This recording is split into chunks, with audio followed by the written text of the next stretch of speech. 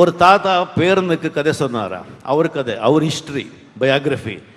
கண்ணா, நான் இந்த மாதிரி எங்கள் அப்பா வந்து ரொம்ப நல்லா படிக்க வச்சார், எந்த கஷ்டமும் கொடுக்கல, கான்வெண்ட்டில் படிக்க வச்சார், நல்ல வேலையில் சேர்த்து வச்சார், உங்கள் பாட்டியை அவரே பார்த்து பொண்ணை பார்த்து கல்யாணம் பண்ணி வச்சார், நமக்கும் அழகாத ஒரு குழந்தை பிறந்தது உங்கள் அப்பா, அவனும் எந்த ட்ரபுளும் கொடுக்கல, அவனும் நல்லா படித்தான், நல்லா சந்தோஷமானான், அவங்களும் சந்தோஷமாக இருந்தாங்க. குழந்தைங்க வேறு என்ன, குழந்தைங்களுக்கு இன்ட்ரெஸ்ட் போயிடும். வாழ்க்கையில் வந்து எல்லாமே சந்தோஷமாக இருந்தால் என்ன, அதாவது வாழ்க்கையே கிடையாது. அது கஷ்டங்க இருந்தால் தானே வாழ்க்கை.